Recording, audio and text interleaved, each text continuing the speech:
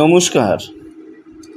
গল্প গেলা গোগ্রাসে ইউটিউব চ্যানেলে বাংলা ছোট গল্প প্রিয় সকলকে স্বাগত।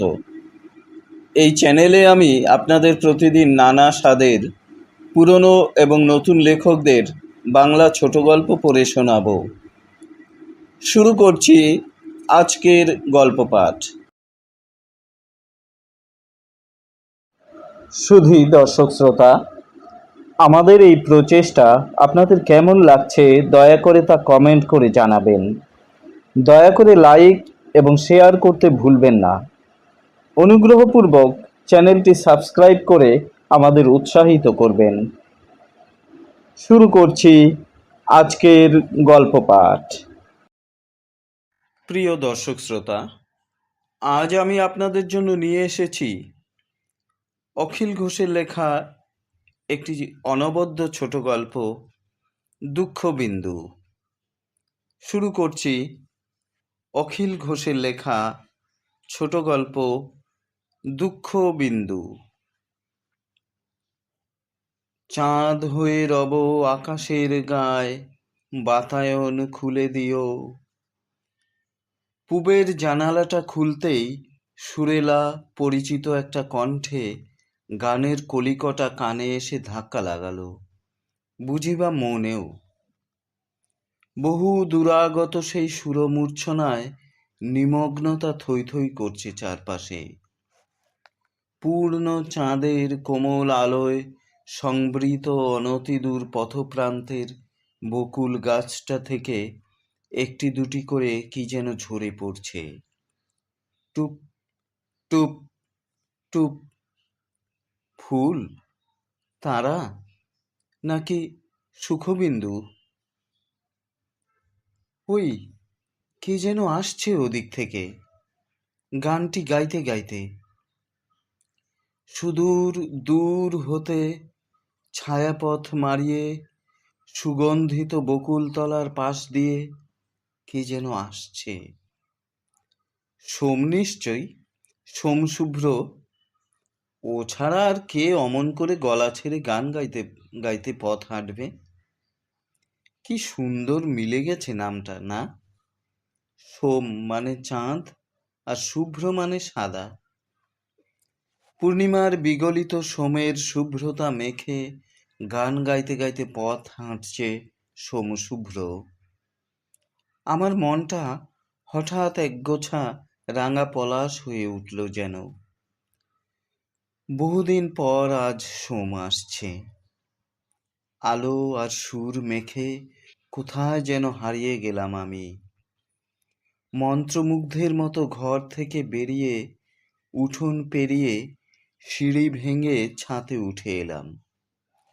জ্যোৎস্নার আলোয় এভাবেই গান গায় সোমশুভ্র। চাঁদ হয়ে রব। পুরোপুরি কাব্যিক হয়ে ওঠে ও। ওর জাদুকণ্ঠ মিলেমিশে যায় চাঁদ মাখা শূন্য বাতাসের গহনে। মনে পড়ে যাচ্ছে সেই সব দিনগুলির কথা। রাতের সরোবরে কবিতা গানের ভেলা ভাসিয়ে হারিয়ে যাবার কথা। বেহিসেবি রাত সময়ের হিসেব চাইতো না। এখন আর আসে না সেই রাতগুলি, কারণ সোম আর তেমন আসে না এখন। সোমশুভ্র অতি ধীরে এগিয়ে আসছে, যাকে বলে মন্থর গতিতে। যেমন ভাবে ওর গানের সুর জ্যোৎস্নার গায়ে ঢেউ তুলে ছড়িয়ে যায় ধীরে, অতি ধীরে, দিক বিদিকে, তেমনি ভাবে। চোখ বুজে দাঁড়িয়ে আছি আমি। আমার সারা শরীর ও মন জুড়ে শুরু হয়েছে অনুরণন গানের, জ্যোৎস্নার। তার সঙ্গে যোগ হয়েছে অকুল অধীরতা। কখন এসে আলতো করে ছুঁয়ে দেবে সোমশুভ্র, আমার সারা দেহ মনে খেলে যাবে বিলোল শিহরণ তরঙ্গ। অপেক্ষা, প্রতীক্ষা ইত্যাদি শব্দগুলো এক একটা পলকে করে তুলেছে যুগ, মুহূর্তকে করে তুলেছে মন্বন্তর। অবশেষে সময় শূন্য বিন্দুমাত্রা পেরিয়ে যায়। আলতো করে দু কাঁধে হাত রাখে সোম, জ্যোৎস্নার চেয়েও নরম ওর স্পর্শ। কিছু বলার আগেই সোম গান ধরল, এই মোম জোছনায় অঙ্গ ভিজিয়ে এসো না গল্প করি। আজও ওকে গানে পেয়েছে। এতদিন পরে বুঝি মনে পড়ল, অভিমানে গলা ভারী হয়ে ওঠে আমার। নির্বাক নিরুত্তর সোম। এই, তোমার ব্যাপারটা কি বলো তো? দেখা নেই, সাক্ষাৎ নেই, তুমি আছো কোন মুলুকে শুনি? ওই যে সুদূর নীহারিকা, যারা করে আছে ভিড় আকাশের নীর, ওই যারা দিন রাত্রি আলো হাতে চলিয়াছে আধারের যাত্রী, ওদের ওপরে আমার ঘর। ধ্যাত, শুধু শুধু কাব্যি করে। তোমার কাব্য এখন বন্ধ রাখবে? পাগল, কাব্য ছাড়া কি চলে? কাব্যই তো জীবন, কাব্যই তো বেঁচে থাকা। কাব্যময়তা মানুষকে অমরত্ব দেয়। কাল থেকে কালান্তরে জীবন মরণের সীমা পেরিয়ে অসীম কালের আবর্তে মানুষকে জীবন্ত রাখে। কাব্যময়তা আছে বলেই তো আজও তোমার সামনে আসতে পারি আমি। তাহলে এখানে এলে কেন? থাকো না তোমার কাব্য নিয়ে। যেখানে প্রেম সেখানেই কাব্য, যেখানে কাব্য সেখানেই তুমি। তুমি ছাড়া কি কাব্য হয়?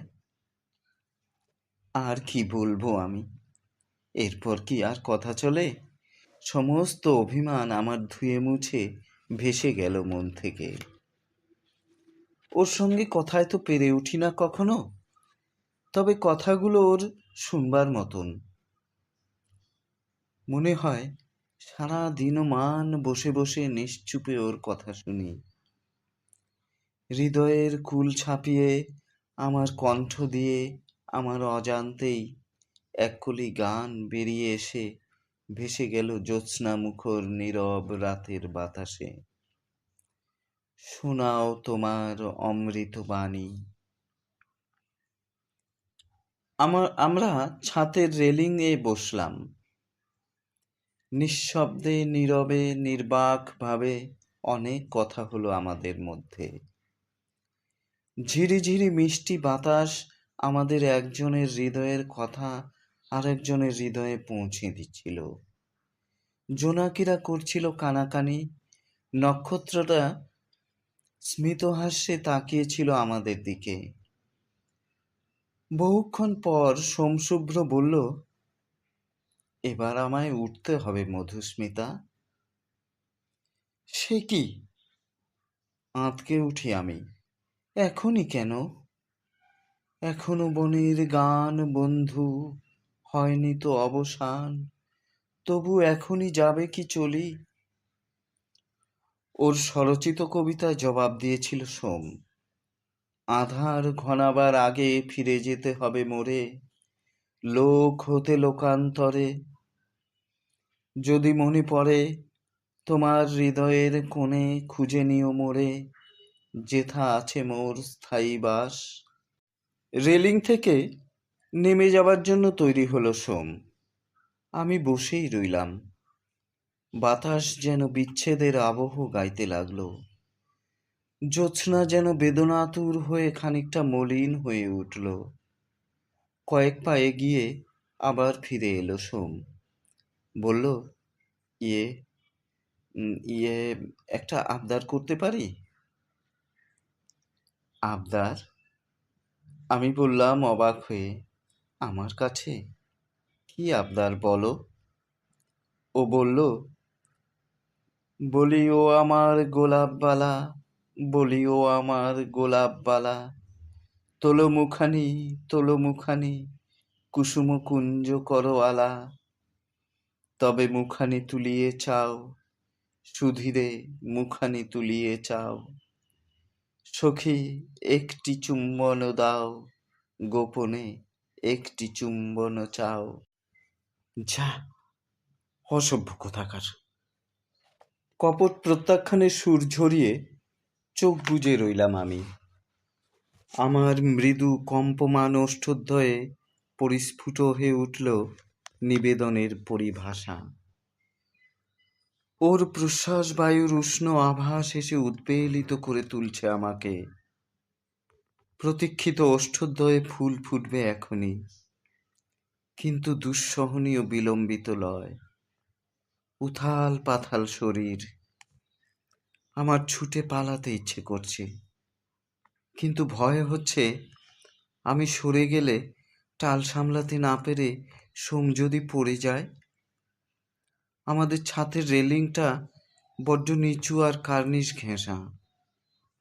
এ কি দিদি, তুমি এখানে? আর আমরা সারা বাড়ি খুঁজে খুঁজে মরছি। আমি চমকে উঠলাম। আমার বোন সুচিস্মিতা। এখানে একা একা কি করছো? চলো, নিচে চলো। একা কোথায় রে? আমার সঙ্গে সোম আছে না? ওহো দিদি, কোথায় সোম? তুমি এখনো সোমকে ভুলতে পারছো না? তোমার কি মনে নেই, এমনি এক পূর্ণিমার রাতে তুমি আর সোম এখানে গল্প করছিলে। সোম তোমাকে ধরতে যাচ্ছিল, তুমি আচমকা সরে যাওয়ায় টাল সামলাতে না পেরে নিচে পড়ে গিয়ে সোম। যা, কি যা তা বলছিস? আমি যে তাহলে এতক্ষণ সোমের সঙ্গে। অদূরে দুঃখী বকুল গাছটা থেকে টুপটুপ করে কি যেন ঝরে পড়ল। ফুল, তারা, না দুঃখবিন্দু, কে জানে।